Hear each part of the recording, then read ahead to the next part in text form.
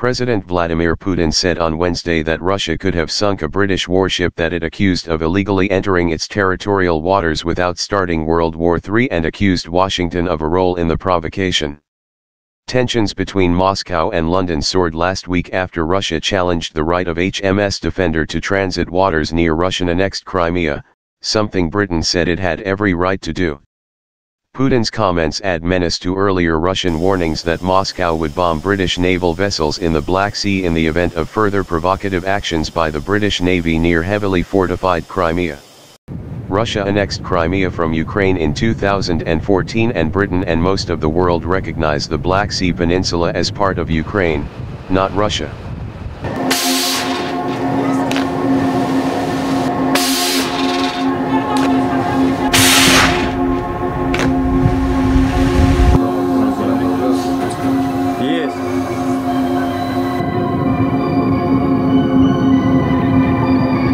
In an account of last week's incident, which London said it did not recognize, Russia said it had fired warning shots and dropped bombs in the path of the British warship, which was en route from Ukraine to Georgia.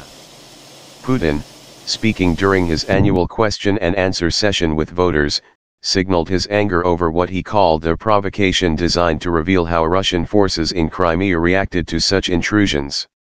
When asked if the world had stood on the precipice of World War III during the standoff, Putin said, "Of course not."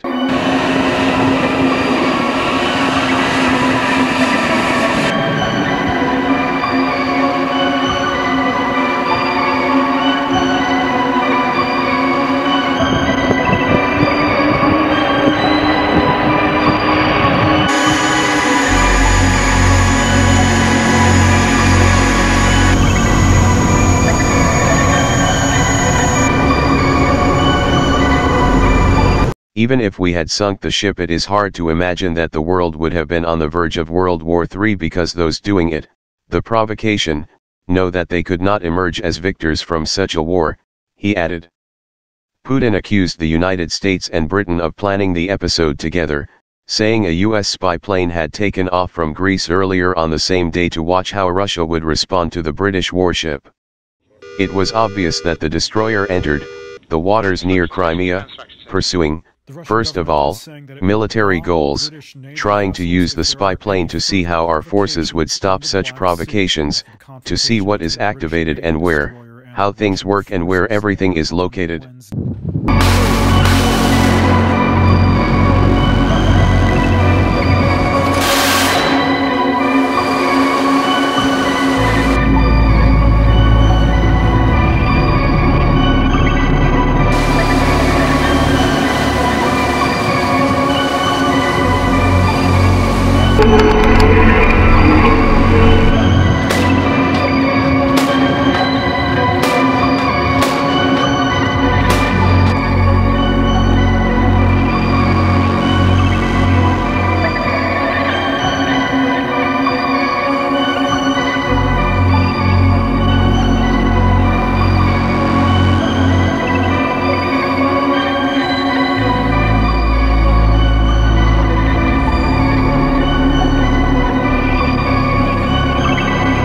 Putin said Russia had realized what the aim of the exercise was and had responded in a way that would only give the other side the information Moscow deemed necessary.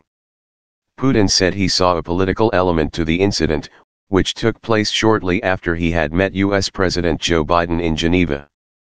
The meeting in Geneva had just happened, so why was this provocation needed? What was its goal? To underscore that those people, the Americans and British, do not respect Crimeans' choice to join the Russian Federation, he said.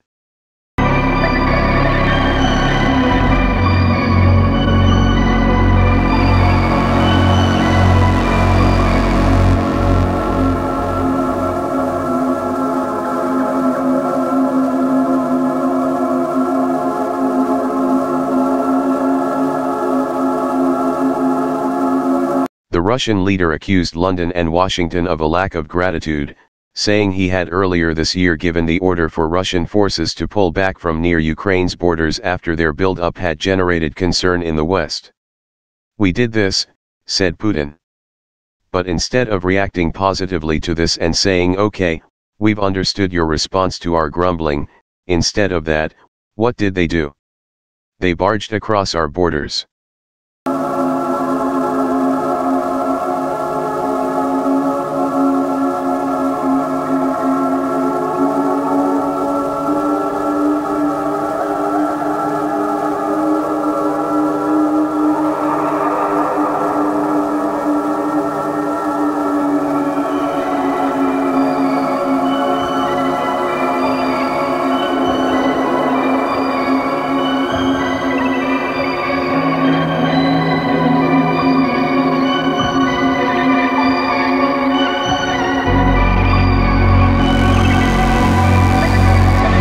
Meanwhile, according to the Wall Street Journal, Russian President Vladimir Putin challenged U.S. leadership in world affairs on Wednesday, arguing that an era of U.S. hegemony has come to an end as he touted Moscow's growing military strength and increasingly assertive foreign policy.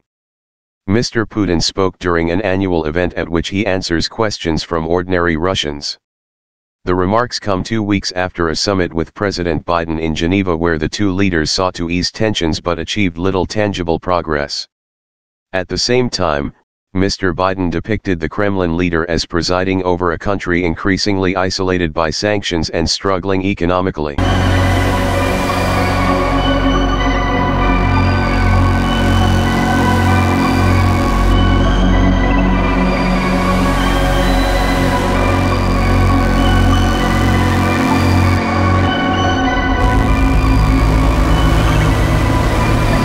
At Wednesday's event, Mr. Putin pushed back, portraying the U.S. as a waning power.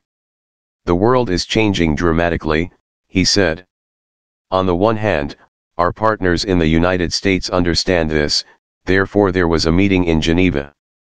On the other hand, they are trying at all costs to maintain their monopoly position. At their meeting earlier this month, Messrs. Biden and Putin acknowledged that relations between the US and Russia have reached a post-Cold War low, but both expressed hopes that the summit would allow for greater cooperation over time.